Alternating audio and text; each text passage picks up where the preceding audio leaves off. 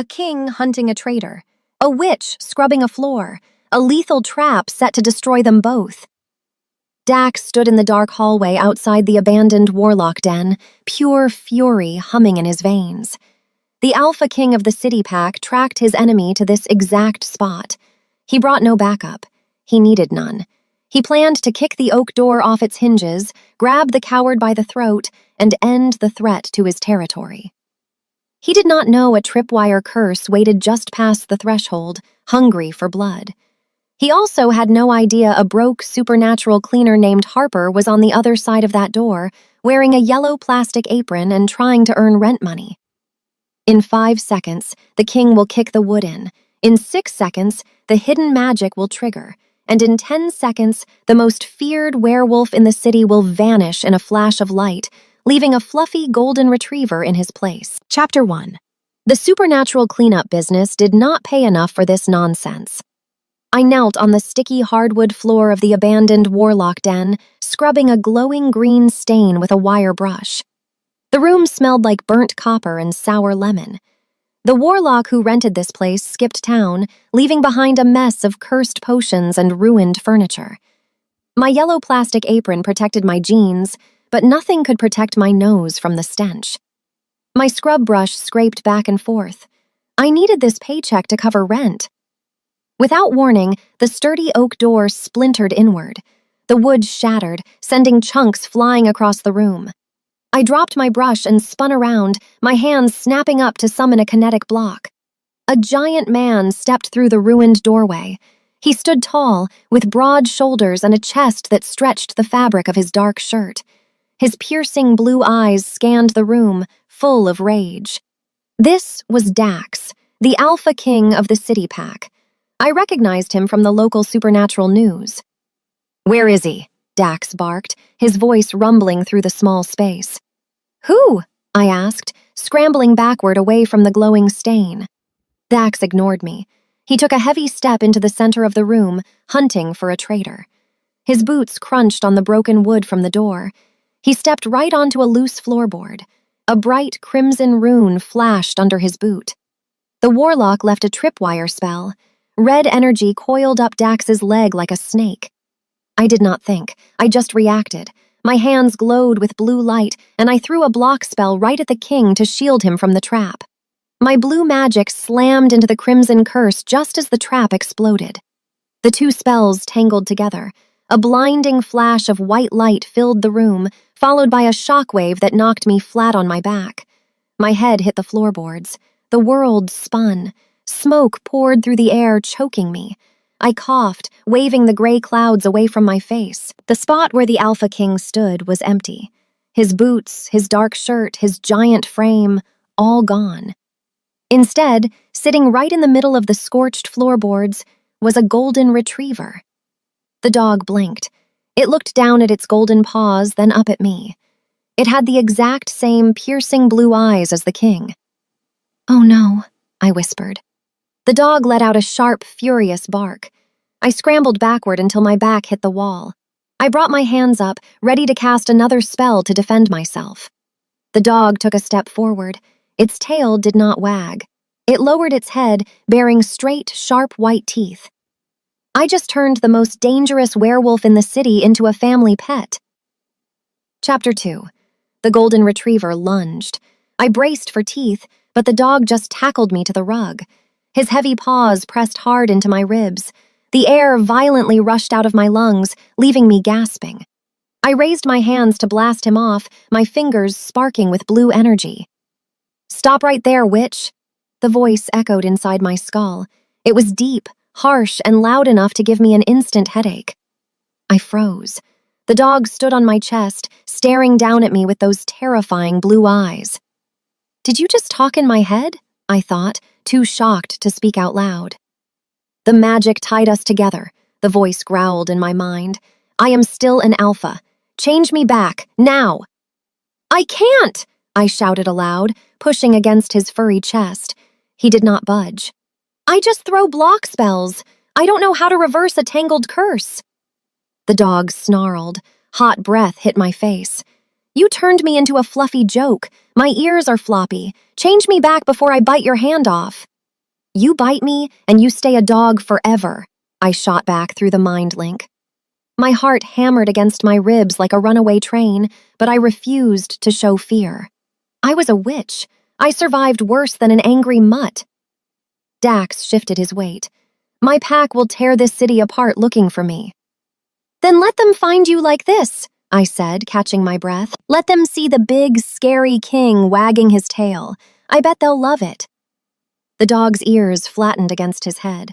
A low, rumbling growl vibrated through his throat. He knew I had a point. A pack only respected strength. If they saw him like this, someone would challenge him for the throne and kill him. Fine, Dax thought, the anger clear in his mental voice. Get up. We need a plan. And stop looking at my tail. I wasn't looking at your tail, I muttered, shoving him off my chest. I stood up and brushed the dust off my jeans. The Warlock den was ruined. The floor was scorched, and the front door still hung broken off its hinges. We had a giant problem, and I had no idea how to fix it. Chapter 3. Heavy footsteps echoed in the hallway outside. Someone was running toward the broken door. The smell of pine and earth hit my nose. A werewolf. Hide me, Dax snapped in my mind. I grabbed Dax by his golden collar and shoved him behind my large yellow cleaning cart. Stay down and keep your mouth shut, I hissed. A second later, Beta Samuel burst through the shattered doorway. He was tall, with messy brown hair and frantic green eyes. He wore a gray jacket and scanned the ruined room, his claws extending from his fingertips. Samuel was Dax's right-hand man. Where is he? Samuel demanded, looking at me. Who? I asked, playing dumb for the second time today.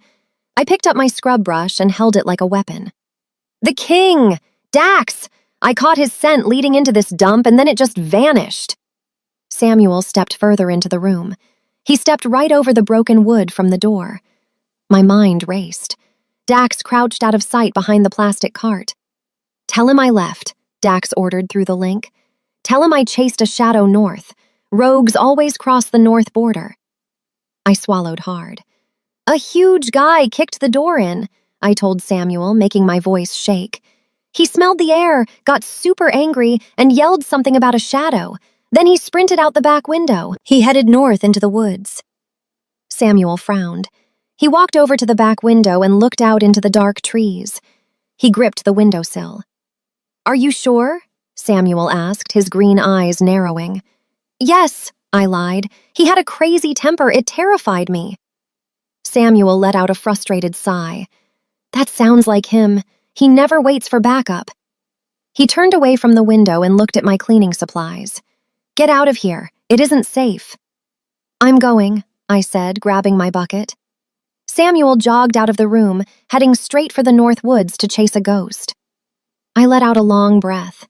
The tension left my shoulders like a boulder dropping off my back. I peeked behind the cleaning cart. The golden retriever sat there looking annoyed. Let's go, Dax thought. Take me to your safe house. We have work to do. Chapter 4. I lived in a faded red brick building on the bad side of town. The stairs creaked under my boots as I led the dog up to the third floor. I unlocked my door, deactivated the hidden security spells, and pushed the door open. Dax trotted inside. He sniffed the air, taking in the small space. My apartment was tiny. I had a faded green couch, peeling wallpaper, and a cheap floral rug covering the scratched floorboards. This place is a dump, Dax noted in my head. You are welcome to sleep in the alley, I replied, locking the deadbolt. I walked into the cramped kitchen and opened a cabinet. I pulled out a bag of store-brand dry kibble I kept for stray dogs. I poured a scoop into a plastic bowl and set it on the floor. Dinner, I said. Dax walked over to the bowl. He sniffed the brown pellets. He looked up at me with pure disgust. I am not eating rocks, the king declared. I eat prime steak. You eat what I give you, I fired back. I'm broke. This kibble is all I have. Deal with it. Dax walked away from the bowl and jumped onto my green couch. He curled up on the cushions, making himself comfortable. I glared at him, but I was too tired to fight. I slumped into the armchair across from him. Dax stared at my front door. Those wards on your lock, he said, his mental tone shifting from angry to curious. Those are high-level protection spells. A simple cleaner does not know magic like that. You are hiding from someone. My stomach tightened. Mind your business. We are tied together now, Dax pushed. I need to know who I am working with. Elder Torin set that trap in the den today. He wants me dead so he can take the throne. He will use my disappearance to name himself regent. I leaned forward. So what is the plan? Tomorrow, you get a job at the Pack Estate, Dax told me, his blue eyes locking onto mine. You will bring me inside. We are going to spy on Torin, find proof of his treason, and find a cure. And you are going to help me. I looked at the fluffy dog planning a political war from my cheap couch. Fine, but you owe me big time when this is over. Chapter 5. Morning sunlight sliced through the cracked blinds of my apartment. I rubbed my eyes and sat up in the armchair. My neck ached from sleeping upright. Across the small living room, the golden retriever lay stretched out on my faded green couch. He took up 3 cushions. His golden fur caught the light, but those piercing blue eyes stayed wide open, staring at the ceiling. Turn on your phone, Dax commanded in my head. His mental voice held zero patience. Check the local Pack broadcasts, now. I rubbed my stiff neck and pulled my phone from my pocket. The screen featured a web of cracks, but the video player still worked. I tapped the Supernatural News application. The live feed buffered for a second before snapping into focus. The screen showed the grand courtyard of the city Pack Estate. Hundreds of werewolves stood in tense silence. At the front, standing on a raised stone platform, was Elder Torin. He wore a sharp black suit, his gray hair slicked back tight against his skull. He held a microphone. Our king vanished, Torin announced to the crowd. His voice echoed across the courtyard. We searched the North Woods. We tracked his scent to the border. He left us. In these uncertain times, the Pack requires stability. We need leadership. I frowned, leaning forward in my chair. Watch this snake, Dax growled in my mind. The dog sat up on the couch, his ears pinned back. He is making his move. On the screen, Torin raised a hand to silence the murmuring crowd. Pack law dictates that in the absence of an alpha, an elder must step up. I will assume the role of temporary regent until we locate Dax, or until we name a new king. A commotion broke out near the edge of the platform.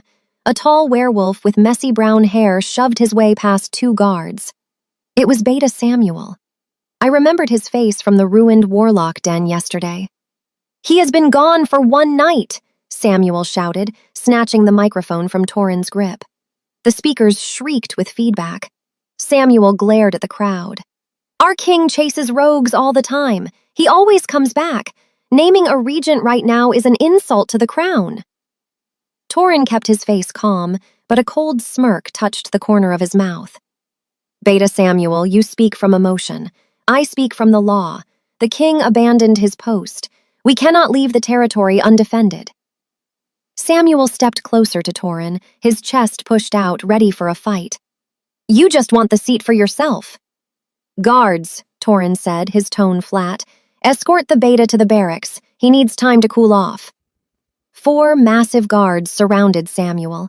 The Beta looked ready to tear their throats out, but he forced his fists to uncurl.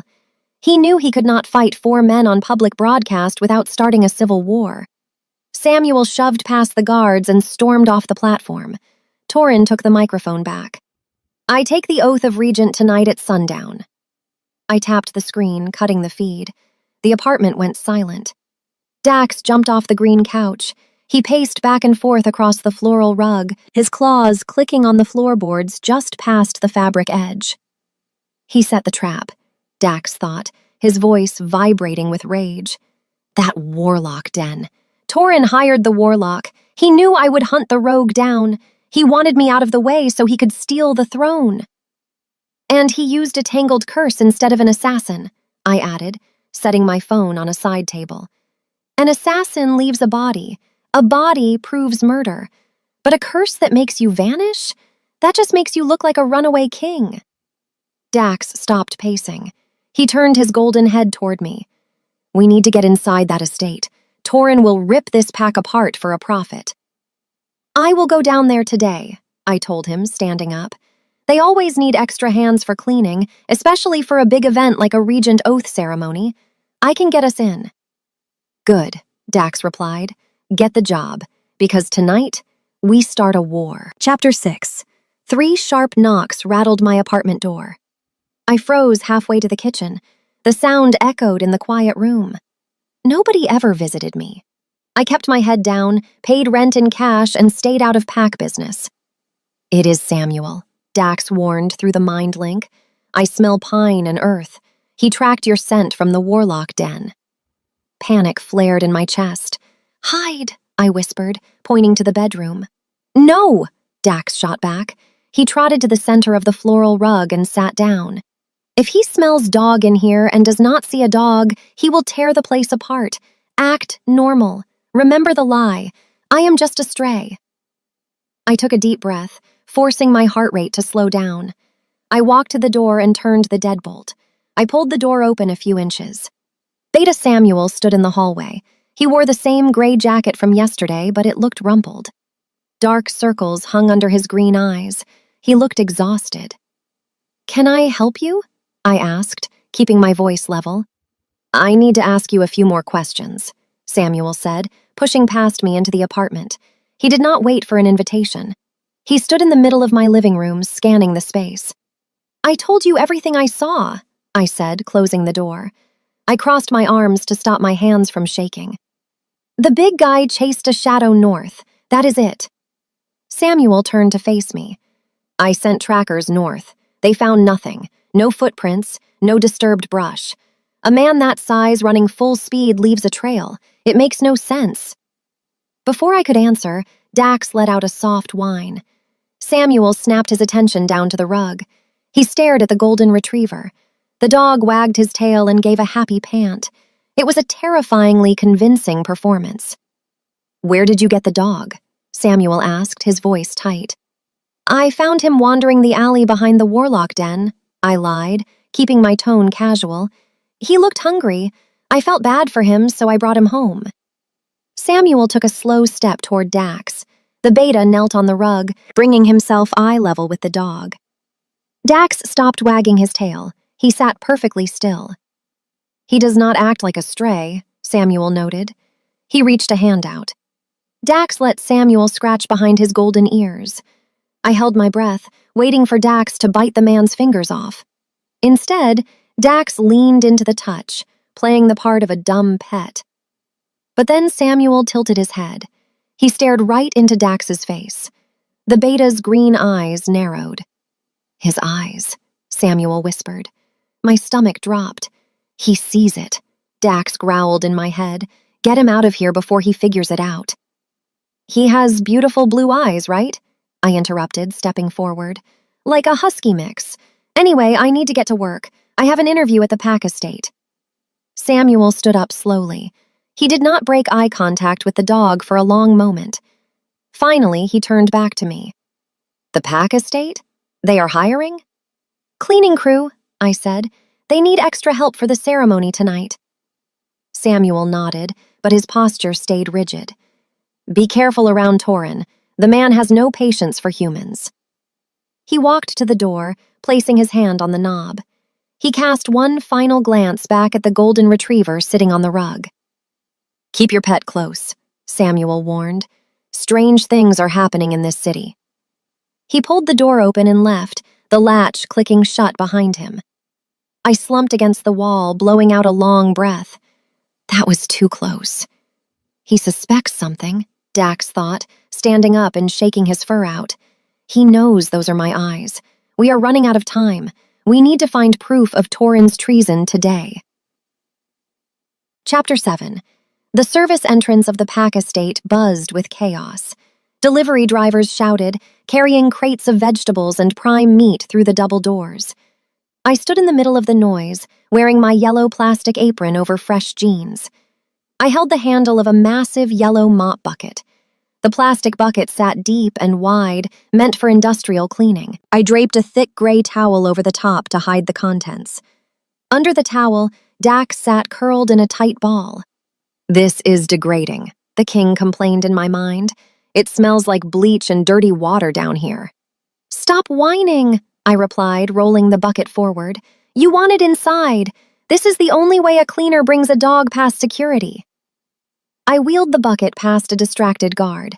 He did not even look at me. I pushed through the swinging doors and entered the main kitchens. The heat hit my face first.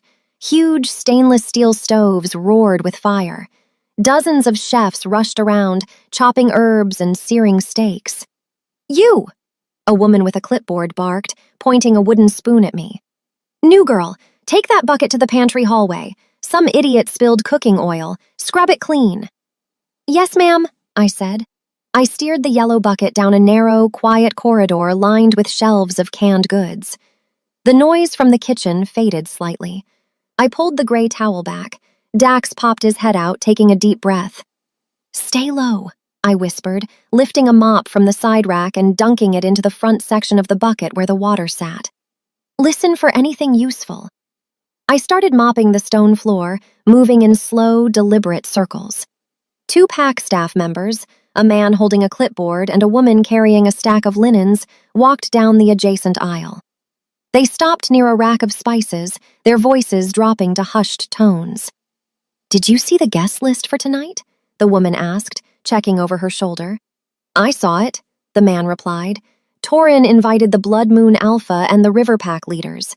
They arrive before sundown." I kept my head down, pushing the mop back and forth. "Rival packs," Dax noted in my mind. "He invited our enemies to the estate." "Why would he invite them?" the woman whispered, sounding terrified.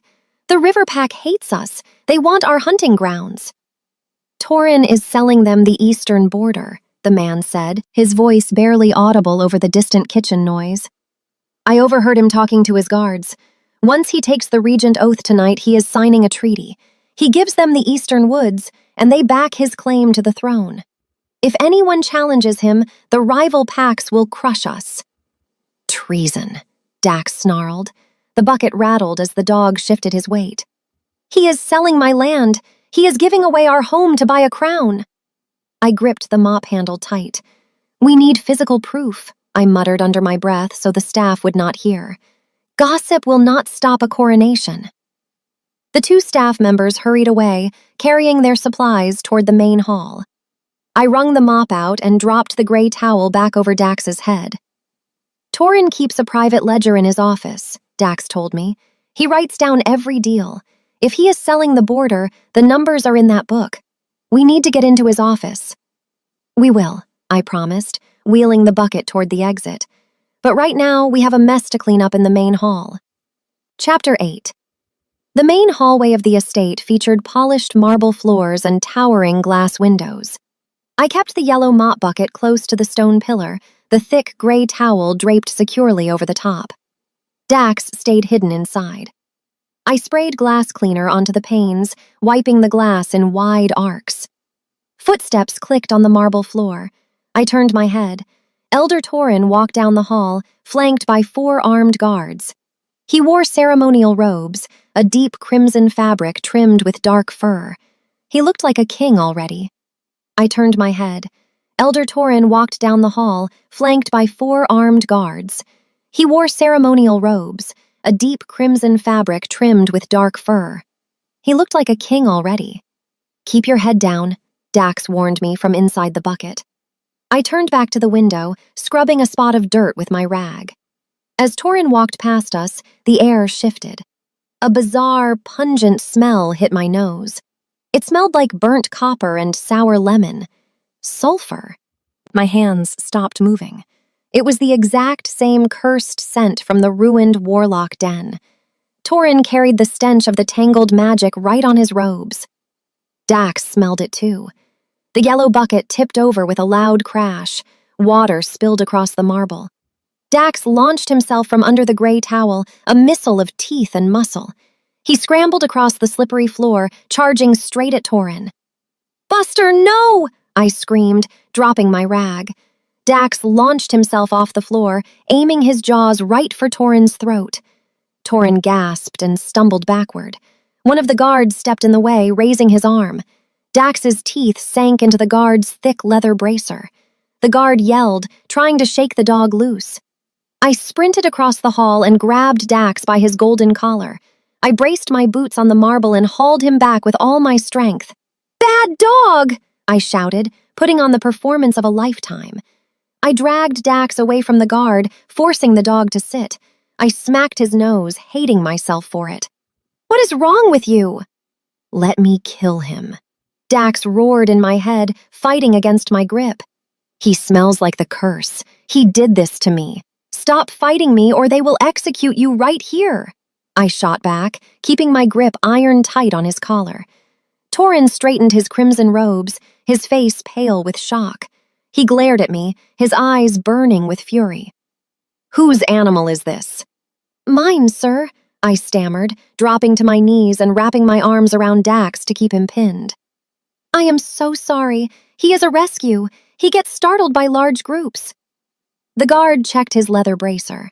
The thick material stopped the bite from breaking the skin, but deep teeth marks scored the surface. "Should I put the beast down, Elder?" My heart hammered against my ribs. I readied my magic, pulling blue energy into my fingertips hidden under Dax's fur. If the guard pulled a weapon, I would blast them all through the glass windows and run. Torin smoothed a wrinkle from his sleeve. He looked at the dog with pure disgust. "Do not dirty the floors with blood before my ceremony. Take your mutt and get out of my sight, girl. If I see that animal in the estate again, I will have it skinned." "Yes, Elder," I rushed out. "Thank you. It will not happen again." Torin scoffed and walked down the hall, his guards falling into step behind him. The scent of burnt copper faded as they turned the corner. I let go of Dax's collar, my hands shaking. Tonight, Dax thought, his blue eyes tracking the empty hallway. We break into his office tonight, and then we end him. Chapter 9. Shadows stretched long and thin across the restricted wing of the Pack estate. Midnight brought a brief, fragile window of silence to the compound. I pushed my yellow mop bucket down the dim corridor, the squeak of the plastic wheels echoing off the polished stone walls. My pulse drummed a frantic rhythm against my ribs.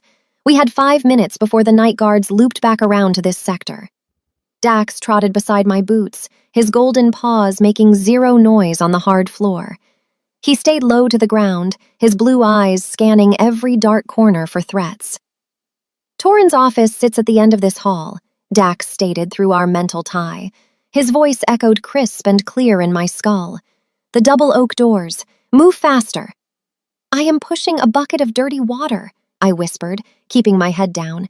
"If I sprint, it spills. If it spills, we leave a trail." We reached the end of the corridor. 2 towering oak doors blocked our path. Brass handles gleamed under the flickering light of a single wall sconce. I reached out, hovering my fingers an inch from the wood. The air hummed with dormant energy. "Locked," I muttered, pulling my hand back. "And covered in hexes. If I hit that lock with my kinetic magic, alarms will scream through the entire estate." "Look down," the king directed. I crouched. A rusted metal air vent sat into the stone wall, mere inches above the floorboards. The metal grate looked ancient, fastened with 4 flathead screws. It fed directly into the wall holding Torin's private sanctuary. "You are too big," I told him, eyeing his fluffy golden frame. "I am a dog, not a bear," Dax shot back. "Take the cover off." I pulled the wire scrub brush from my apron pocket. I wedged the rigid wooden handle under the first screw and twisted hard. The old metal ground in protest, resisting my effort, but it eventually turned. I worked fast, my fingers cramping as I removed all 4 screws and set the heavy grate on the marble floor. Dust poured out of the dark hole, smelling of stagnant air and old cobwebs. Dax did not hesitate. He army crawled into the narrow shaft, his shoulders scraping the rusted sides. His back legs disappeared into the gloom. "It is tight," he grumbled in my mind. "I despise this. If my pack could see me right now, I would never hear the end of it." "Keep moving," I hissed. Footsteps clicked at the far end of the hallway. Panic seized my throat. A guard was coming. I stood up fast, kicking the metal grate behind my mop bucket to hide it. I grabbed the mop handle, dunked the sponge into the water, and started wiping the dry marble floor. A burly werewolf in a black security uniform turned the corner. He carried a heavy flashlight and stopped when he saw me. His nose twitched, taking in my scent. "What are you doing in the restricted wing?" the guard demanded. His voice carried a dangerous edge. "Spill detail," I lied, forcing a bored expression onto my face. I kept the mop moving in slow circles. "One of the kitchen boys dropped a tray of grease near the staircase. The supervisor told me to scrub this entire block until it shines." The guard frowned, stepping closer. He looked at the floor, then at my bucket. "Make it quick. Nobody belongs in this corridor after midnight." "Gladly," I said. "This place gives me the creeps anyway."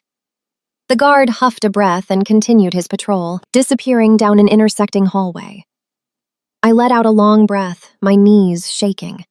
A soft thud registered through the wall beside me. "I am in," Dax reported. "The room is dark. I am jumping onto his desk now." The sound of claws scrambling on polished wood confirmed his movement.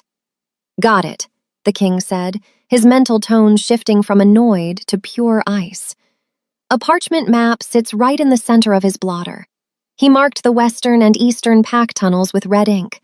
He wrote, "Attack points," next to the weak spots in our defenses. My breath hitched. He mapped out the invasion. "He is giving the river pack a direct path to the barracks," Dax snarled. I could feel his rage burning through our connection. "They will slaughter my warriors in their sleep. I need to get this map out to you." "Slide it under the door," I instructed. I dropped to my knees, pressing my face near the narrow floor gap. A moment later, the edge of a thick parchment poked through the space between the oak door and the floorboards. I pinched the corner and pulled. The map slid out into the hallway. I unrolled it under the dim sconce. Red circles glared back at me, marking out the betrayal in clear ink. This was the physical treason we needed. I folded the map tight and shoved it deep into my jeans pocket, right under my yellow apron. "Got it. Get out of there." Dax crawled back through the vent. He emerged covered in gray cobwebs, sneezing quietly. I shoved the grate back into place and finger-tightened the screws to hide our tampering. "We have the proof," Dax thought, shaking his coat out to dislodge the dust. "Now we need to build the cure." "One problem at a time," I muttered, grabbing the mop bucket handle. "Let's get out of this hallway before that guard comes back." Chapter 10. We rounded the corner, leaving Torin's office behind. I pushed the mop bucket at a steady pace, trying to look like a bored employee finishing a long shift. Dax walked right beside my leg, his head swiveling to check our blind spots. The parchment map felt like a burning coal in my pocket. "Stop right there." The voice came from the shadows ahead. I froze, my hands tightening on the plastic bucket handle. Beta Samuel stepped out from behind a towering stone pillar. He wore the same rumpled gray jacket from my apartment. His gaze locked onto me, sharp and full of suspicion. He let his claws extend just a fraction from his fingertips, a silent threat that demanded compliance. "This wing is off limits to cleaning staff," Samuel said, closing the distance between us. His gaze flicked to my bucket, then down to Dax. "You are making a habit of turning up in places you do not belong." I forced a confused smile, acting clueless. "I got turned around. This estate is a maze. I was looking for the service elevator to take this dirty water back to the basement." Samuel did not smile back. He stepped right into my personal space. He looked down into the yellow bucket. "The water is mostly clean. Your mop is barely damp. You were not cleaning." My heart pounded a frantic beat. I readied my magic, pulling cobalt energy into my palms, hiding my glowing fingers under the folds of my apron. If he reached for me, I would blast him into the stone pillar and run for the exit. "Do not attack him," Dax ordered in my head. "He is my best friend. Let me handle this." Before Samuel could ask another question, Dax leaped forward. The golden retriever let out a high-pitched, pathetic whine. He threw himself at Samuel's boots, tangling himself in the beta's legs. Samuel stumbled back, surprised by the sudden assault. Dax dropped onto his back, exposing his fluffy belly, and began wagging his tail so hard his entire body shook. "This is the most humiliating moment of my life," Dax growled through the mind link, his mental voice dripping with pure venom. "I am the king. I command armies. Look at me." I bit the inside of my cheek to keep from laughing. "Buster, stop that!" I scolded out loud, though my voice lacked any real heat. Samuel looked down at the dog. The beta's tense posture broke. He let out a surprised breath that turned into a short, genuine laugh. He knelt on the marble floor and reached a hand out. Dax immediately licked his knuckles, panting like a giant, goofy puppy. "If you ever tell anyone I did this, I will banish you from the territory," Dax threatened in my mind. "Just keep licking, Your Majesty," I thought back. Samuel rubbed the dog's golden ears. For a second, the deep exhaustion on the beta's face lifted. The dark circles under his green eyes seemed less pronounced. He missed his alpha. He carried the weight of the entire pack on his shoulders, and this simple, mindless moment with a dog gave him a fraction of relief. "He likes you," I said softly, relaxing my magical hold. The blue energy faded from my fingertips. Samuel stood back up, his expression hardening again, though the lethal edge was gone. "The service elevator is 2 halls down on your left. Take your bucket and your pet and get back to the kitchens. If Torin catches you up here, he will not ask questions. He will just throw you in the dungeons." "Thank you," I said, grabbing the bucket handle. "I appreciate the warning." "I am not warning you to be nice," Samuel replied, his tone turning cold. "I am warning you because I do not have the time to clean up Torin's messes. Stay out of the restricted wing." Samuel turned and walked down the corridor, his boots clicking in a steady rhythm until he disappeared into the shadows. I let out a shaky breath and leaned against the cold stone wall. Dax rolled back onto his feet, shaking his fur out to reset his dignity. He glared down the empty hallway. "That was too close," Dax noted, the playful puppy act vanishing in an instant. "He is smart. He will connect the dots eventually. We need to move." "Agreed," I said, pushing the bucket toward the elevator. "We have the treason map. Now tell me how to build the cure so I can get my apartment back." Chapter 11. I dragged the mop bucket into a dusty, subterranean laundry room and locked the heavy metal door behind us. The room hummed with the sound of giant industrial washing machines. It smelled like bleach and hot cotton. It offered the perfect cover for a private conversation. I leaned against a washing machine, running through the spell formula in my head. To break a tangled spell of this level, we need a specific catalyst. The base of the cure requires silver root, which I already brewed at the apartment. But to ignite the transformation, we need a phoenix feather. Dax sat on a pile of folded white towels. A phoenix feather, rare magic. It burns white hot when exposed to kinetic energy. "Exactly," I said, tapping the page. "The feather absorbs my block spell energy and channels it into your cells, forcing your bones to shift back to their true form. Without it, you stay a golden retriever forever." "Torin keeps a phoenix feather in the pack's trophy room," Dax explained, his blue eyes narrowing. "It is a spoil of war from an old conflict, but there is a complication."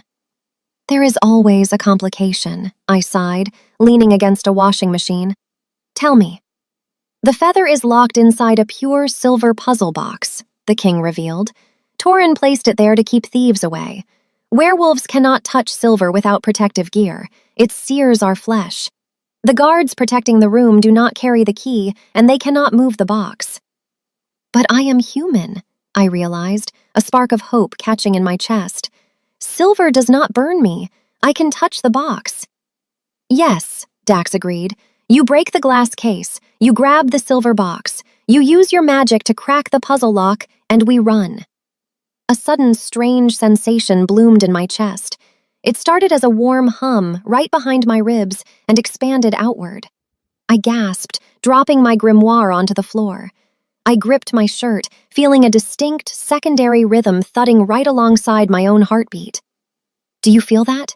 Dax asked, his mental voice dropping to a low, rough whisper. I looked up at him. The dog sat perfectly still, staring at me with an intensity that made the room feel small.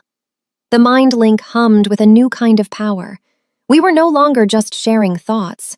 The connection was sinking deeper, fusing our instincts together. I could feel the adrenaline rushing through his veins. I could feel the heat of his anger, and beneath that, a fierce, undeniable protective urge directed right at me. "What is happening?" I asked, my voice barely a breath over the hum of the machines. "The mate bond," Dax answered. The truth hung heavy in the air between us. The magic tied us together to save my life, but the wolf inside me recognizes your spirit. You are my mate, Harper. I swallowed hard, stepping back until my shoulders hit the wall. I am a broke witch who scrubs cursed stains for a living. You are a king. This is just the tangled spell messing with your head. My wolf does not lie, Dax insisted. He jumped down from the towels and walked slowly toward me, stopping inches from my boots. We feel the same heartbeat. When we get my body back, I will prove it to you. The sincerity in his mental voice left me speechless. We stood there in the dusty laundry room, two souls connected by a freak magical accident, sharing a quiet moment of profound intimacy without even touching. The fear and tension of the night faded, leaving just the steady, synchronized thud of our hearts. First, we survive the night, I managed to say, picking my book up from the floor. Then we can talk about destiny. We have a trophy room to rob. Chapter 12. The corridor outside the trophy room felt like a fortress. Two massive guards stood at attention by the double glass doors, their arms crossed over thick chests. Inside the room, glass cases displayed ancient weapons, glowing gems, and war banners. Sitting right in the center, resting on a velvet pedestal, was the pure silver puzzle box containing the phoenix feather. I crouched behind a marble statue of a past alpha, peering around the base. Dax stood next to me, his muscles coiled tight under his golden fur. I will draw them away, Dax projected into my mind. His tone held pure tactical focus. When they chase me, you have exactly 40 seconds to breach the room, grab the box, and escape. Be careful, I whispered. If they catch you, they will lock you in the kennels. They will not catch me, the king replied. Dax shot out from behind the statue, sprinting down the center of the hallway. He barked loud enough to rattle the windows. The guards jolted, their hands dropping to their weapon belts. Dax did not slow down. He leaped into the air, clamping his jaws around the bright red handle of a wall-mounted fire alarm. He used his full body weight to drag the lever down. A deafening siren shrieked through the estate. Strobe lights flashed blinding white pulses across the stone walls. Chaos erupted instantly. "Stupid stray!" one of the guards yelled. Dax dropped to the floor and bolted around the corner. Both guards cursed and sprinted after him, leaving the glass doors completely undefended. "Showtime," I muttered. I bolted out from hiding and pushed through the double doors. The siren noise doubled inside the room. I sprinted straight for the center pedestal. The silver puzzle box gleamed under the flashing lights. I did not bother trying to pick the glass display case lock. I pulled raw, azure energy from my core, channeling it down my arms and into my palms. I slammed my glowing hands against the glass. A kinetic shockwave blasted the case apart. Glass shards rained across the velvet. I reached in and grabbed the silver box. The metal felt ice cold against my skin, but it did not burn. I shoved the box into my apron pocket and turned to run. I burst back into the hallway, sprinting toward the predetermined exit stairwell. Dax flew around the far corner, his paws scrambling for traction on the marble. He fell into step beside me, our synchronized heartbeats fueling our speed. We hit the double doors leading to the east stairwell and pushed through. We slammed right into Beta Samuel. I bounced off his solid chest and stumbled back. Samuel stood on the landing, breathing hard, looking between me and the golden retriever. The flashing strobe lights cast harsh shadows across his face. Samuel looked at the yellow apron. He looked at my flushed face. Then his green eyes dropped to my pocket, where the corner of the silver box poked out. He knew exactly what was inside that room. He knew exactly what I just stole. "Arrest me!" I challenged over the wailing siren, bringing my hands up. Blue kinetic sparks danced across my knuckles. I was ready to fight our way out. Samuel stared at me. He looked down at Dax. The dog stood tall, placing himself between me and the beta, baring his teeth in a silent snarl. The beta's expression shifted from anger to profound confusion. He looked at the dog's piercing blue eyes, then back to my glowing hands. He did not reach for his radio. He did not extend his claws. Samuel stepped aside, pressing his back against the wall to clear the path. "Run," Samuel ordered, his voice tight with conflicting loyalties. I did not waste a single second. I grabbed Dax by his collar and dragged him down the concrete stairs, plunging into the dark, leaving the confused beta standing in the chaos behind us. Chapter 13. We sprinted away from the estate and did not stop until we reached my street. The night air burned my lungs. I took the stairs of my building 2 at a time, my boots thudding against the worn wood. Dax bounded right beside me. We reached the 3rd floor and I shoved my key into the deadbolt. I pushed the door open, ushered the dog inside, and locked it behind us. I dragged my hand across my forehead, wiping away cold sweat. I pressed my fingers against the wood of the door, channeling a fresh pulse of azure magic into the security wards. The invisible barrier hummed, sealing us inside. "We made it," I breathed. "Empty your pockets," Dax ordered through our mental tie. He paced across the living room rug, his golden tail stiff. "We need that potion boiling right now. Torin will notice the broken display case. He will send hunters." I untied the yellow plastic apron and tossed it onto the armchair. I reached into my jeans and pulled out the rolled parchment map. I tossed it onto the small dining table. It hit the wood with a soft slap.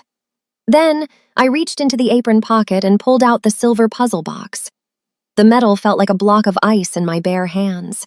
I carried it into the cramped kitchen and set it on the laminate counter. "Step back," I told the king. I summoned a tight, concentrated sphere of blue kinetic energy in my right palm. I did not need to solve the intricate sliding panels of the silver box. I just needed brute force. I slammed my glowing fist down onto the center of the lid. The silver crumpled inward with a loud crunch. The metal hinges snapped. I peeled the ruined lid back, ignoring the sharp edges. Resting on a bed of black velvet was a single, iridescent feather. It glowed with a faint, warm light.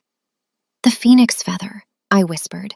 I grabbed a dented aluminum pot from the cabinet. I retrieved a glass jar of cloudy liquid from the fridge. I spent the last 3 days extracting the juice from raw silver root for this exact moment. I poured the base liquid into the pot and struck a match, lighting the gas stove. The flames licked the bottom of the aluminum. The liquid began to bubble within minutes. I held the glowing feather over the pot and dropped it in. The moment the feather touched the boiling liquid, the color shifted. The cloudy gray turned into a brilliant, shimmering cobalt blue. A thick cloud of steam rose toward the ceiling. The kitchen filled with a distinct, beautiful scent. It smelled like fresh rain hitting pine needles in the deep woods. I leaned against the counter, watching the blue liquid simmer. Dax jumped onto the couch in the other room. He rested his chin on his paws, watching me from the shadows. "You fight like a wolf," Dax projected into my mind. His tone lacked his usual arrogance. It sounded genuine, almost quiet. "You did not hesitate in that hallway. You broke the case, grabbed the prize, and ran. Most humans would freeze. You stayed ready for violence." "I grew up on the bad side of the magical tracks," I replied, keeping my voice low. "You learn to hit first or you end up in the dirt." "You protect my pack better than my own elders," Dax continued. "You risked your life tonight to steal that map and save my throne." A strange sensation bloomed right behind my ribs. It felt like a drumhead pulled tight, vibrating with a new, intense rhythm. It was not fear. It felt like a live wire buried under my skin, connecting my core directly to the animal sitting on the couch. "Do you feel that?" Dax asked, his mental voice dropping to a rough whisper. I gripped the edge of the kitchen counter. My knuckles turned white. A secondary pulse echoed inside my chest, beating in perfect time with my own heart. I could feel his emotions. I felt his lingering rage toward the traitor, but beneath that, a fierce, undeniable urge to protect me. "What is happening to us?" I asked, staring at the boiling blue liquid. "The mate bond," Dax answered. The truth hung heavy in the quiet apartment. The spell tied our minds together to save my life, but the wolf inside me recognizes your spirit. You are my mate, Harper. I swallowed hard. My throat felt like sandpaper. I scrub cursed stains for a living. You run a kingdom. This is just the magic messing with your head. My instincts do not lie, he insisted, jumping down from the cushions. He walked into the kitchen and sat at my feet. When I get my human body back, I will prove it. We stayed in the kitchen, listening to the potion bubble. The fear of the night faded into the background, replaced by the steady, synchronized thud of our connected hearts. Chapter 14. The kitchen clock ticked past 2 a.m. The cobalt liquid needed another hour to simmer and stabilize. If Dax drank it too early, the magic would shatter his bones instead of reshaping them. I sat at the small dining table, staring down at the parchment map. The red ink marking the eastern tunnels mocked us. Torin planned to let the river pack march right into the sleeping barracks. The betrayal was staggering. Dax paced near the front window. His claws clicked a restless rhythm against the floorboards. Torin knows the silver box is gone by now, Dax thought. His mental voice held a sharp, tactical edge. He knows Samuel caught you in the restricted wing. The Elder will connect the dots. He will not wait for the sun to come up. The wards on my door are strong, I said, tracing the red ink with my finger. Anyone tries to break in, the kinetic spell will throw them down the stairwell. Wards stop blunt force, Dax replied, stopping his pace to stare at the front door. They do not stop a coordinated breach. Torin has money. He can hire professionals who know how to dismantle magical locks. A cold chill crawled up my spine. I pushed my chair back and stood up. I walked into the bedroom and grabbed a heavy pair of steel-toed boots from the closet. I kicked my sneakers off and laced the boots up tight. If we had to run, I needed traction. Dax's ears twitched. They swiveled toward the front door. He froze. 2 men, Dax warned, his upper lip curling to reveal his teeth. They are in the hallway. They smell like cheap cologne and dried blood. Rogues. My heart hammered a frantic war beat against my ribs. I rushed to the center of the living room. I pushed the heavy couch across the floor, dragging it until it blocked the direct path from the front door. It created a narrow choke point. "Can you fight?" I whispered, pulling raw blue energy into my palms. My hands glowed, casting harsh shadows against the peeling wallpaper. "I am a king," Dax growled in my head. "I will tear their throats out." "You weigh 80 pounds right now," I reminded him, my eyes locked on the door. "Do not let them pin you." "Aim for their knees," he instructed, crouching low behind the barrier of the couch. "Drop them to the floor. I will handle the rest." A soft scratching sound echoed from the hallway. Someone was working on the deadbolt. A faint sizzle of dark magic hissed through the crack under the door. The rogue hitmen brought a hexbreaker. My blue wards flared bright for a split second, illuminating the edges of the doorframe before sputtering out completely. The invisible barrier was gone. "Get ready," I said, bringing my glowing fists up to my chest. "If we get separated, run for the estate," Dax ordered. "Do not look back for me." "We do not get separated," I shot back through the mind link. The brass doorknob turned slowly. The lock clicked. The wood did not just open, it exploded. A massive boot kicked the center panel right below the handle. The wood shattered inward, sending jagged splinters flying across the floral rug. The doorframe cracked, unable to hold the hinges. The ruined door slammed against the interior wall. 2 men stepped through the wreckage. They wore dark tactical gear and carried short, curved hunting blades. Their eyes glowed a dull, unnatural yellow. "Kill the witch!" the first rogue ordered, stepping into my home. "Grab the dog!" Chapter 15. The first rogue lunged over the shattered doorframe. He brought his curved blade up in a vicious arc, aiming straight for my chest. I did not retreat. I stepped into his attack, thrusting my glowing left hand forward. An azure kinetic block formed in the air between us. The rogue's blade smashed against the magic shield with a loud crack. The impact sent a shockwave up my arm, jarring my shoulder, but the shield held firm. Before the rogue could swing again, a golden blur shot out from behind the couch. Dax launched himself through the air. He hit the rogue squarely in the chest, his 80 pounds of muscle hitting like a sack of bricks. The hitman stumbled backward, gasping for air. Dax did not let up. His jaws snapped shut around the man's wrist. The rogue screamed, dropping the hunting knife to the floorboards. The second hitman rushed through the door, trying to flank me. He vaulted over the couch, boots clearing the cushions with ease. I spun on my heel, pulling power from my core. I focused the energy into my right palm and unleashed a raw, kinetic shockwave. The blast of blue light caught the second rogue in midair. It slammed into his torso like a speeding truck. The force threw him backward. He crashed through the drywall of my narrow hallway, leaving a gaping hole in the plaster. Dust plumed into the air, choking my lungs. The man crumpled to the floor, out cold. "Behind you!" Dax roared in my mind. I whipped around. The first rogue managed to kick Dax off his arm. The king hit the side table, sending the parchment map fluttering to the ground. The rogue pulled a backup dagger from his boot and charged at me, his yellow eyes wild with rage. I swept my leg out, aiming my steel-toed boot right at his knee. The heavy metal connected with his joint. A sickening pop echoed in the room. The rogue collapsed, screaming in agony. Dax recovered instantly. He scrambled across the floor, leaping onto the downed man's back. He pinned the rogue to the rug, his jaws hovering inches from the hitman's throat. A deep, lethal snarl vibrated from the dog's chest. "Leave him!" I gasped, my chest heaving. "We need to go!" Dax backed away slowly, his eyes locked on the groaning men. The apartment was ruined. The front door hung in jagged pieces. Drywall dust coated everything. The protective wards were gone. Torin's men would send backup soon. I ran into the kitchen. The cobalt liquid bubbled fiercely on the stove. It reached the rolling boil phase. The cure was ready. I grabbed a thick glass flask from the drying rack. I used a kitchen towel to protect my hand from the heat and poured the glowing blue potion into the glass. I jammed a cork into the top, wrapped the thick towel securely around the scorching hot glass, and shoved the bundled flask into my wide apron pocket. I sprinted back to the living room and scooped the treason map off the floor.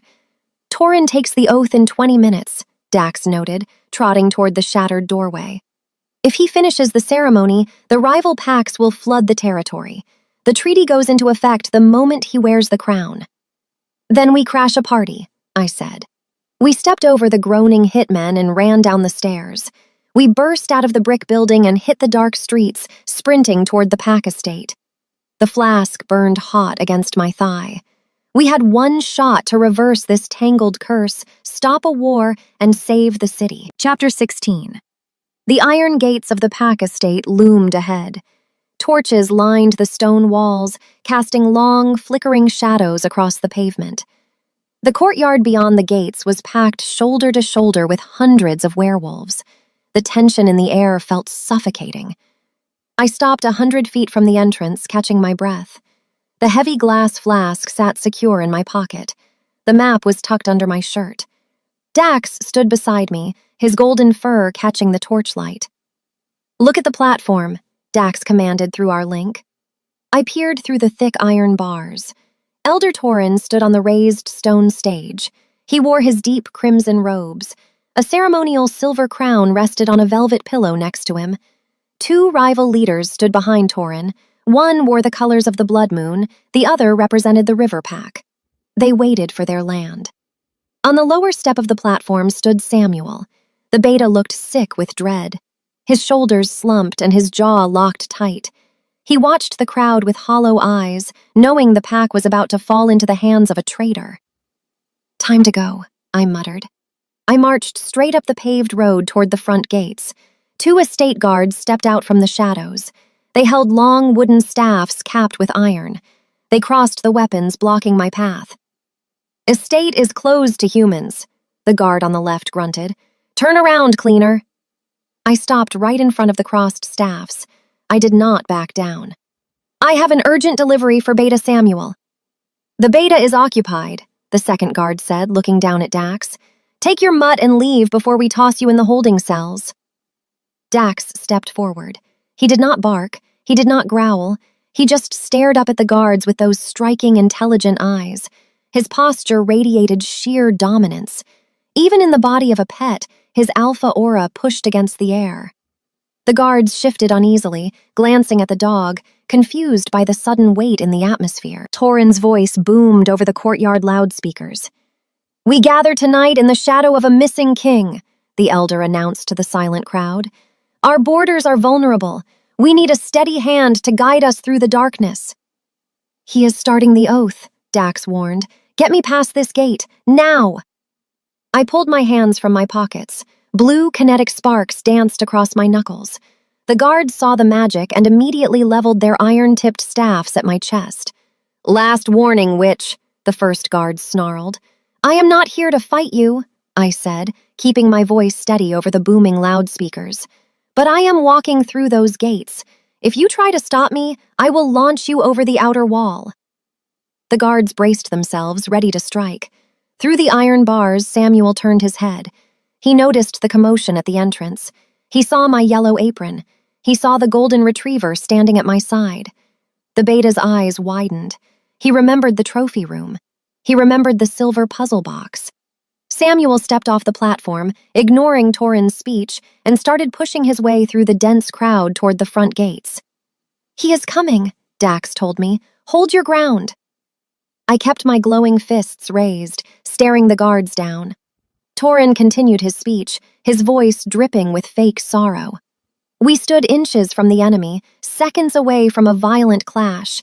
The heat from the wrapped potion flask radiated against my hip. The cure was ready. The king was ready to return. Chapter 17. The iron gates of the Pack estate felt like the edge of the world. Torches cast long, dancing shadows over the pavement. The estate guards kept their iron-tipped staffs crossed, blocking my path. Their eyes flicked to my glowing hands, calculating the risk of a fight. "Last warning, witch," the guard snarled, tightening his grip on the wood. Before I could unleash the azure magic building in my palms, a commotion rippled through the packed courtyard. Beta Samuel shoved his way through the dense crowd. He ignored the furious mutters of the pack members he pushed aside. He reached the heavy iron gates, breathless and frantic. He grabbed the guards' staffs and shoved them down toward the pavement. "Stand down!" Samuel ordered, his voice echoing with unquestionable authority. The guards hesitated, glancing toward the raised platform where Elder Torin continued his speech, but they ultimately stepped back. Samuel did not wait for questions. He grabbed my arm, his grip like a vice, and dragged me away from the gates. We pulled the golden retriever along, ducking into the deep, dark shadows behind the towering stone guardhouse. The roar of the courtyard faded slightly behind the thick masonry walls. "What are you doing here?" Samuel demanded. His green eyes darted between me and the dog. He looked exhausted, running on fumes and desperation. "I let you run with the silver box. I risked my rank. I risked a treason charge. Do not make me regret it." "I brought the king back," I said. I reached into my jeans pocket and pulled out the thick glass flask. The cork held tight. The cobalt liquid glowed in the dark alley, casting a strange blue hue over the rough stone. Samuel stared at the golden retriever. He looked at the dog's piercing blue eyes, the intelligent gaze that held far too much dominance for a simple pet. Realization washed over his face, draining the color from his cheeks. "You are insane." "Pour it," Dax commanded through our mind link. His mental voice held zero patience. "Before Torin finishes the oath." I pulled the cork free. The distinct, sharp scent of fresh rain and pine needles washed over the stagnant alley air, overpowering the smell of dirt and damp stone. I tilted the glass flask and poured the hot, shimmering liquid directly over the dog's golden fur. The magic ignited the second the potion touched his skin. A blinding flash of azure light illuminated the brick walls of the guardhouse. I threw my arm up to shield my eyes. The potion hissed, sinking deep into the canine anatomy. Then came the sound. Bones cracked and snapped with a sickening, visceral crunch that echoed off the alley walls. The dog twisted, his frame expanding outward with violent, unnatural force. The golden fur receded, melting away to reveal bare skin. Muscles bulged and stretched, tearing through the physical limits of the animal form. The transformation radiated raw, untamed power. The alpha aura hit the alleyway like a boulder dropping from the sky. The sheer pressure of his dominance forced Samuel to stumble backward, his boots scraping against the pavement. I planted my steel-toed boots wide, refusing to yield to the pressure. Agonizing seconds ticked by. The cracking stopped. The azure light faded into the night. A towering man stood in the shadows. He breathed heavy, his broad chest rising and falling in rapid, jagged breaths. His gaze burned with pure, unfiltered fury. He stood bare, unbothered by the cold night wind. The king returned, and he looked ready to butcher a traitor. Samuel stood frozen. His jaw hung slack. He blinked, trying to process the impossible sight standing right in front of him. Dax? Dax rolled his broad shoulders. His joints popped like cracking timber. He flexed his fingers, testing his human hands after days of running on pause. "Give me your coat, Samuel." Samuel stripped off his rumpled gray jacket without a single word of protest and handed it over. Dax wrapped the sleeves around his waist, tying a tight knot to provide bare minimum coverage. I watched him, my heart thudding a relentless rhythm against my ribs. He looked dangerous. He looked like a warlord ready for a siege. "Do you still hear me?" Dax asked in my head. His mental voice felt deeper now, resonating right down into my bones. "Loud and clear," I replied. The mate bond secured the connection, anchoring our minds together regardless of his physical form. Dax turned his intense focus to his beta. "Torin set the trap in the Warlock Den. He used a tangled curse to erase me. He sold the eastern border woods to the River Pack. We are taking my throne back right now." Samuel nodded, his posture straightening as his absolute loyalty flared to life. The elder moved the treaty signing into the Great Hall. The crowd outside waits for the final announcement, but the rival leaders sit at Torin's private table.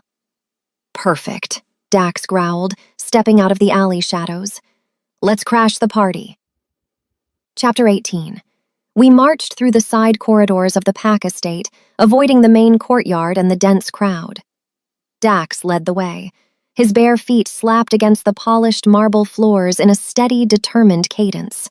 Samuel flanked his right side, his claws extending from his fingertips, ready for a bloodbath. I guarded the king's left flank, pulling azure kinetic energy into my palms until my hands cast a bright glow against the stone walls. We reached the entrance to the Great Hall. 2 towering oak doors stood closed, sealing the traitors inside. Dax did not pause. He did not ask for permission to enter his own fortress. He planted a bare foot on the marble, twisted his hips, and kicked the heavy oak doors right where the iron lock sat. The impact sounded like a cannon blast. The wood splintered. The iron hinges screamed under the sudden force. Both doors flew open, crashing against the interior stone walls with a deafening boom. We walked into the Great Hall. The opulence of the room stood in stark contrast to the violence we brought. Crystal chandeliers hung from the vaulted ceiling, casting warm light over rich tapestries and polished stone. At the far end of the hall, Elder Torin stood at a long mahogany table. The ceremonial silver crown rested on a velvet pillow near his right hand. The Blood Moon Alpha and the River Pack leader sat across from him, looking smug. A rolled parchment treaty sat in the center of the table, waiting for ink. The room went dead silent. Hundreds of elite pack members, wealthy donors, and armed guards lined the walls. They all turned to look at the entrance. Torin froze. He held a feathered quill over an inkwell. His hand shook, brushing against a heavy, rigid bulge hidden beneath the fabric of his robes. A drop of black ink fell, splattering across the polished mahogany. He stared at the towering, half-naked man wearing a tied gray jacket. "It is an imposter!" Torin shrieked, his calm, aristocratic facade shattering into a million pieces. He pointed a trembling finger at the door. "A trick of dark magic, a warlock illusion. Guards, kill him!" The guards lining the walls hesitated. They gripped their weapons, but nobody moved a single inch forward. Dax unleashed his full alpha aura. The dominance filled the room, pressing down on the chest of every werewolf present. It commanded absolute respect and obedience. It proved his identity beyond any doubt. I stepped out from behind Dax. I reached under my shirt and pulled the folded parchment map from my waistband. I threw the map onto the center of the room. It unrolled across the polished stone floor. The bright red ink glared under the chandelier light, marking the secret tunnels. "That is Torin's private ledger," I announced, my voice carrying clear and sharp across the silent hall. "I stole it from his office. He marked the eastern tunnels for an ambush. He sold your borders to the River Pack to buy his crown." Furious murmurs erupted from the elite pack members. The whispers grew into a low, dangerous rumble. Samuel stepped forward, his green eyes locked on the traitor. "I verify the map. I recognize the elder's handwriting. Torin is a traitor to the crown." Torin's face twisted with cornered rage. The air around him shifted. From 50 feet away, the pungent stench of burnt copper and sour lemon hit my nose. He reeked of the sulfur curse. He carried the guilt on his very skin. Dax took slow, deliberate steps toward the mahogany table. The crowd parted for him, opening a clear path to the stage. He did not yell. He did not scream. His voice remained a low, lethal rumble. "I challenge you, Torin," Dax stated, the ancient words of pack law hanging heavy in the air. "Right here, right now, for the throne and for your life." Torin swallowed hard. Pack law remained absolute. He could not refuse a direct challenge without forfeiting his rank, his honor, and his life anyway. He trapped himself. The rival leaders pushed their chairs back and stood up, realizing they backed a losing horse. The Great Hall became a battleground. Chapter 19. Torin knew he could never beat a Prime Alpha King in a fair fight.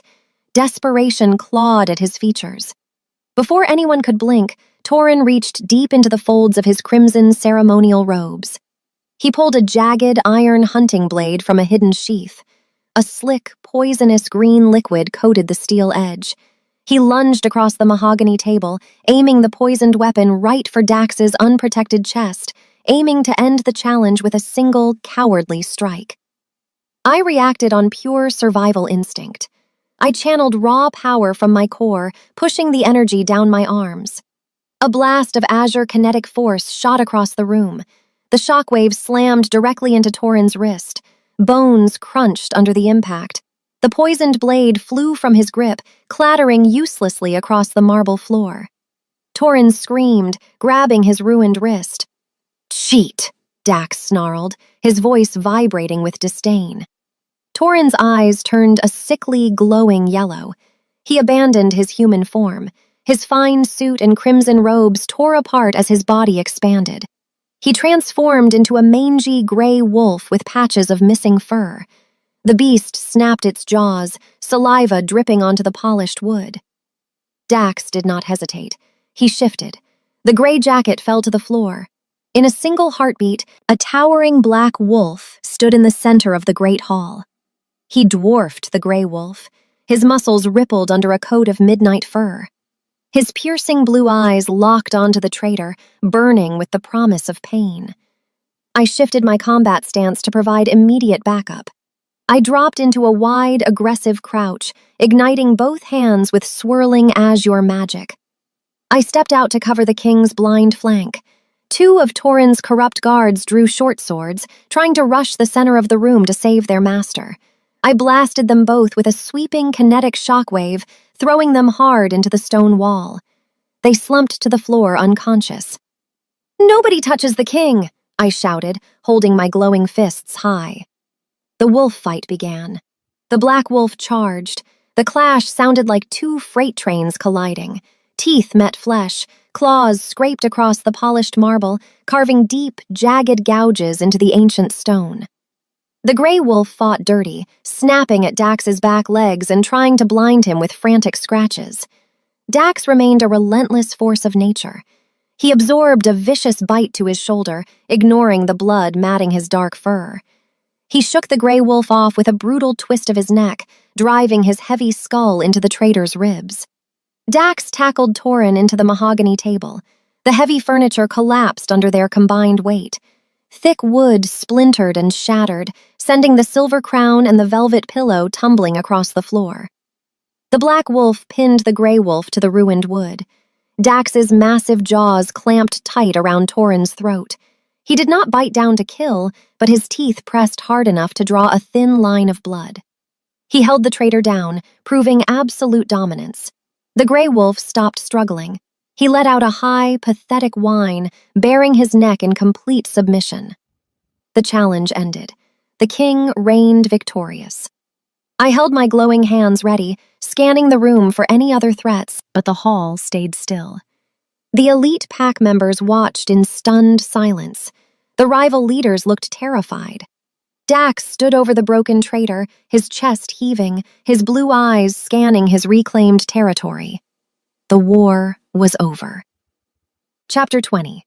The Great Hall remained perfectly silent, save for the heavy breathing of the victorious black wolf. Dax released Torin's throat and stepped back. The gray wolf shrank, shifting back into the broken, naked form of the elder. Torin laid in the wreckage of the mahogany table, cradling his ruined wrist and gasping for air. Beta Samuel stepped forward, flanked by 2 loyal estate guards. They hauled Torin up from the floor without an ounce of gentleness. "Throw him in the deepest dungeon," Samuel ordered, his green eyes hard and unforgiving. "Lock him in silver chains. He faces the tribunal tomorrow." The guards pulled thick leather handling gloves from their belts before dragging the weeping traitor out of the hall. Dax shook his dark coat and shifted back into his human form. He stood tall amidst the splintered wood. Samuel stepped forward, scooping his discarded gray jacket off the marble floor, and tossed the garment across the room. Dax caught it and tied the sleeves around his waist again, covering himself while ignoring the fresh bite marks on his shoulder. The Blood Moon Alpha and the Riverpack leaders stood near the shattered table, looking desperate for an exit.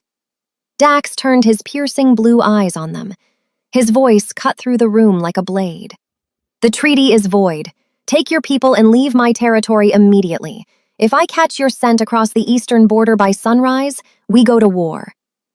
The rival leaders did not argue. They bowed their heads and hurried out the double doors, fleeing the estate before the king changed his mind. The rest of the pack dropped to their knees. Hundreds of werewolves, elite donors, and guards bowed their heads to the stone floor, offering their absolute loyalty to their true alpha. Dax ignored the kneeling crowd. He walked straight toward me. I lowered my hands. The azure magic faded from my skin, leaving my fingertips cold. I looked down at my scuffed steel-toed boots and my dust-covered jeans. I survived a supernatural hit squad, robbed a vault, and crashed a royal ceremony. My adrenaline began to crash, leaving my legs feeling like lead. Dax reached out and pulled me flush against his chest. His arms wrapped tight around my waist, grounding me. "You fight like a queen," Dax projected into my mind. His inner wolf purred with deep, possessive satisfaction. "I told you we do not get separated," I thought back, a small smile breaking across my tired face.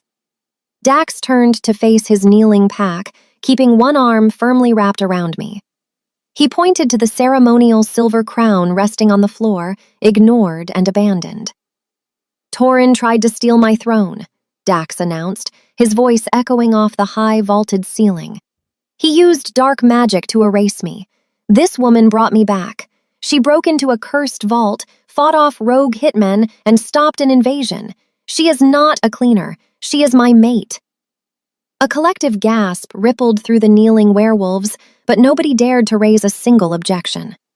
Samuel stood near the broken table and grinned, shaking his head in quiet amusement. Dax looked down at me, his gaze softening as he focused entirely on my face. "I am never letting you go. We run this territory together." "Just buy me better kibble next time," I replied out loud, leaning into his touch.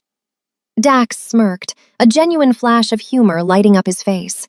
He pulled me in and kissed me, sealing the mate bond in front of the entire pack. We started the week scrubbing cursed floors, but we ended it ruling a kingdom. No loose ends, just a new era. The end.